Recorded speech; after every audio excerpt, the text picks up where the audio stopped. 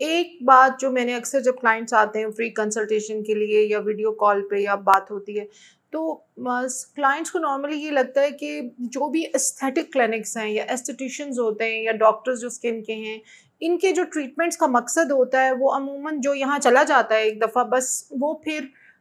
इनके बगैर ज़िंदा नहीं रह सकता। यानी then you have to go to their clinic and it's like an they feel like it's an addiction, या फिर ये उनकी लाइफ़स्टाइल में एक कंपल्सरी चीज़ बन जाती है और उनको फिर वो ज़बरदस्ती करवाना ही पड़ता है। ये मैंने फ़िक्रा अक्सर क्लाइंट्स के मुँह से सुना है कि एक दफ़ा इनको स्किन को आपके ट्रीटमेंट्स की आदत पड़ जाए तो बस फिर बार-बार आना पड़ता है। तो मैं ये बात काफ़ी दफ़ा मैंने सोची अकेले में बैठ के कि क्लाइंट्स ऐसा क्यों सोचते हैं, और वाक़ई कोई जेन्युइन एक्सपीरियंस होता है लोगों का अपने रिश्तेदारों को, बहन-भाइयों को देख के तभी वो कोई बात करते हैं। तो मुझे ऐसे लगता है कि अमूमन कुछ ऐसे प्रोसीजर्स हैं जैसे फिलर्स, जैसे बोटॉक्स, जैसे कुछ ऐसे और भी प्रोसीजर्स हैं, जब मुझे याद आएँगे तो मैं साथ-साथ बताऊँगी। लेकिन फिलर्स तो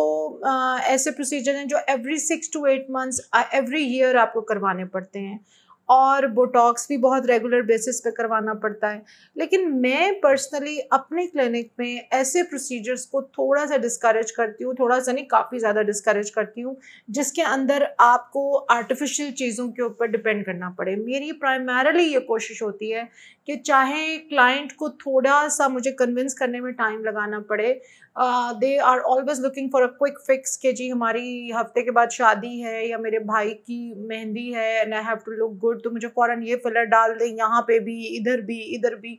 आई ऑलवेज़ लाइक कि आप क्लाइंट को गाइड करें कि आप ऐसे प्रोसीजर्स करवाएँ जिससे आपकी अपनी कोलेजन बिल्ड हो, जैसे माइक्रो नीडलिंग विद पीआरपी है, जैसे मैं स्कारलेट करती हूँ, जैसे मैं अपने क्लिनिक में हाइफू दे रही हूँ, या फिर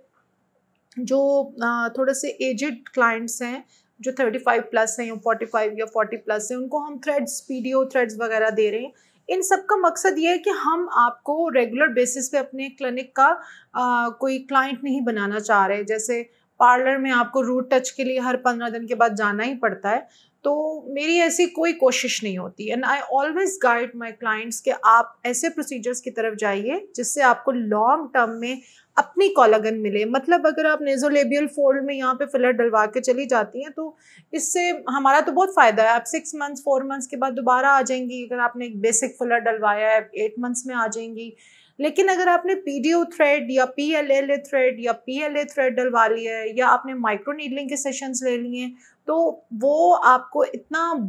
रोबस्ट और इतनी ग्लोइंग और प्लम्पी और शाइनिंग स्किन मिल जाएगी कि आपको मेरी ज़रूरत बहुत कम रहेगी। And I always like to empower my clients के वो घर पे खुद क्लेंजिंग सीखें, अपनी होम केयर के मास्क मैं आपको बताती हूँ किचन इंग्रेडिएंट्स से, और मैं बहुत ज़्यादा आपको इस बात को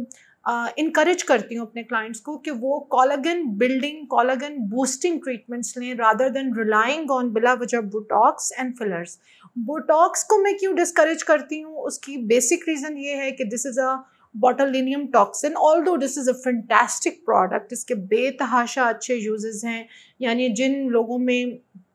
स्वेट ग्लैंड्स की activity over active sweat glands हैं, उनमें हमें बहुत अच्छे रिजल्ट मिलते हैं। जिनके सोल्स के अंदर बहुत पसीना आता है, उसमें बोटॉक्स के बहुत अच्छे रिजल्ट्स मिलते हैं। इसी तरह वजाइना के अंदर विजिस्मस जो है उसके अंदर बहुत अच्छे रिजल्ट्स मिलते हैं, ओवर एक्टिव जो वजाइना होती है।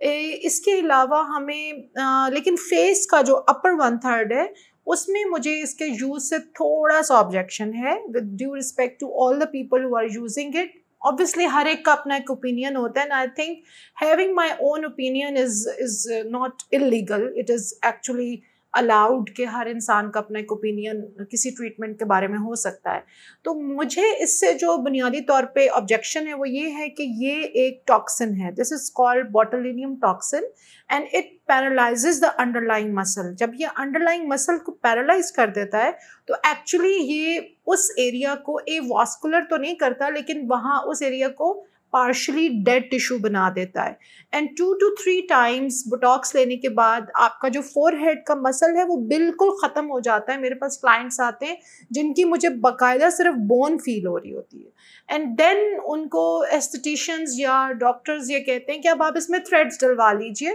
ताकि इसमें अब कोलेजन पैदा हो। तो मेरा क्वेश्चन ये होता है कि why not in the first place 3 years ago you started with building your own collagen, and right now अब हम माइक्रो नीडलिंग करेंगे, स्कारलेट करेंगे, हम थ्रेड डालेंगे, and we will fill this tissue with some collagen and some integrity of the structure underlying.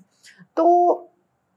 बुनियादी तौर पे मेरे क्लिनिक में कोई भी इंसान, मैं डिस्करेज करती हूँ एडिक्शन एंड बार बार आना और बिला वजह के ऐसे आर्टिफिशियल ट्रीटमेंट्स करवाना।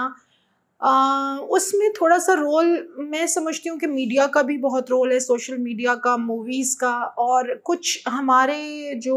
एस्थेटिक स्पेशलिस्ट हैं उनका एक ओवरऑल एक तरीका ये भी है कि जैसे ही हमारे क्लिनिक में कोई एंटर होता है तो हम कोशिश करते हैं कि एक हमारे जहन में एक बार्बी डॉल टाइप एक पिक्चर होती है। वो क्लाइंट्स अक्सर आके कहते हैं कि जी आप लोग बस जल्दी से इधर फिलर, इधर बोटॉक्स, इधर इतने थ्रेड, इतने लाख का बिल बन गया।